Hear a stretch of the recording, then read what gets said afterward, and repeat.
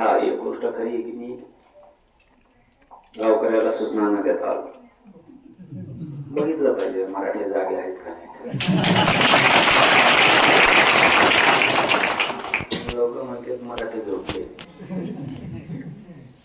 म्हणून इतके 150-200 किलोमीटर मला वाटतंय. म्हणून आम्ही खरोखर मराठी जागे आहेत का बघायला सांगितलं असतं तुम्ही सगळे जाग्यावर राहिले असते. न सांगून आहेत की नाही जागे बघितल्या पाहिजेत. आपण या जगाच्या पाठीवर मराठाच एक जात अशी कधीच झोपत नाही. पण तरी पण बऱ्याच जणांना बघायचं होतं म्हणून मी सुद्धा म्हणलं आपण अंचलगावलाच जाऊ. मी हॉस्पिटलला होतो. 7 दिवसापासून मुलगा ऍडमिट आहे तिथं. डॉक्टर साहेब गॅलेक्सी हॉस्पिटल ते संभाजीनगरच्या चावरे साहेब तिथं मीच असतो कंटिन्यू ऍडमिट. मुलगा जालन्याला त्याला भेटलोच आणि अचानक म्हणलं आपल्याला जायचं. गाडीतल्या कुणालाच मिळाला आणि याला जायचंय पुढं. नुसतं जायचं म्हणतोय पण जायचं पुढं. म्हणलं फक्त गाडी पळा. आमच्या पुढची 3-4 वर उठली हो. पुढे गेली की माघारी वळली, पुढे गेले की माघारी. आमची तिसरीकडे वळायची. त्याच्यात हे तुमचे सोळंके महाराज भेटले आम्हाला. ते म्हणले मी फाट्यावर उभा आहे. त्यांचा फाटा कुंकडे आम्हाला आमच्या गाड्या पुढे गेल्या त्यांच्या कुंकडवर मागच. आम्ही त्यामुळे गाड्या सुद्धा सोबत नाही घेतल्या. अचानक नाही का, कारण माझ्यासाठी माझा समाज खूप महत्वाचा आहे. या समाजाला खूप सोसलंय. इतक्या रात्री आलोय म्हणजे तुम्ही समजून घ्या. झोपण्याचे दिवस, संकटाचे दिवस जर तुम्हाला संपवायचे असले तुम्हाला जाग राहावं लागणार. तुमचं आयुष्य गेलं, तुमच्या लेकराचं नातवाचं काय. मी लाख लोकात बसतो बोलतो, कमी जमिनीवर लाखच पाहिजे. आणि मग गोरगरिबाच्या गावखेड्यातल्या मराठ्यांचं काय. गाव खेड्याकडे गेल्याशिवाय गावाचं दुःख कळत नाही. म्हणून मी ग्राउंडवर आहे. माझं जर दुसरं असतं ना तुम्हाला खरं सांगतो, ते म्हणलं असतं गावा केव्हा येत नसतो. तुम्ही 1-2 लाख जमा, मग मी येतो भाषण ठोकायला. त्यांनी माझा समाज नाही मोठा होणार, मी मोठा होईन एकटा.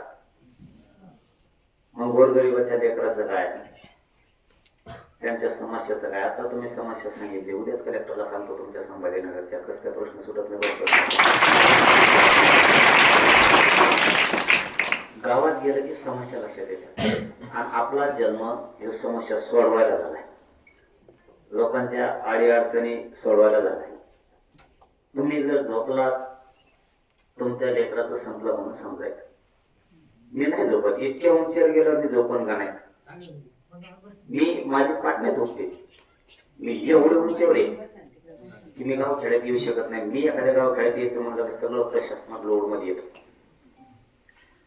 कोणालाच काय कळत नाही प्रशासनाला आता काय सुरक्षा पुरवायची. अचानक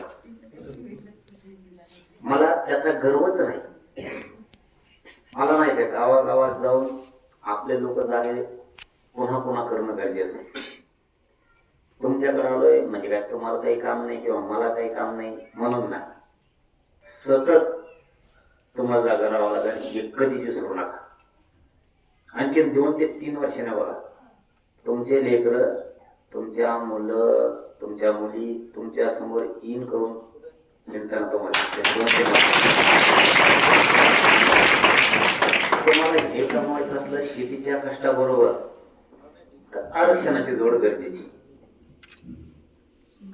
आपण असा समाज तयार व्हा, आपलं भागलं दुसऱ्यासाठी काम नाही करायचं असा समाज तयार नाही व्हायचं.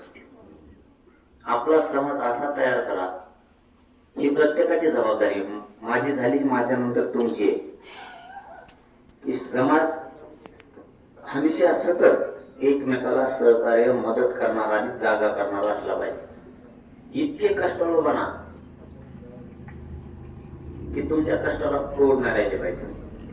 काही करून तुमच्या लेकर आणि तुमचा समाज मोठा झाला पाहिजे यासाठी खूप प्रत्येक क्षेत्रात कष्ट करा. ही जागृती करणं आपल्यासाठी खूप गरजेचं आहे. घराघरात मला मिळालं प्रमाणपत्र, मग मी झोपतो आता, काय गरज नाही मला, ह्या भूमिकेत समाज जाऊ नका. बाकीचे 83 लोक आले सगळे तुटून जागे असते. आपले म्हणणारी मी झोपलो होतो मला मिळत नाही लागलं, तुला कवाच मिळणार लागलं आता काय लागणार. आपल्या डोळ्यात समोरून लोक गेले आणि खूप मोठे झाले. तुम्हाला रडायची वेळ येऊ देऊ नका. कारण एकदा जर तुमच्या लेकराचं करिअरचं आयुष्य संपलं, तुमच्या कष्टाला काहीच किंमत. तुम्ही रातपाट करून शेतात कष्ट केले आणि लेकरं शिकवले, उद्देश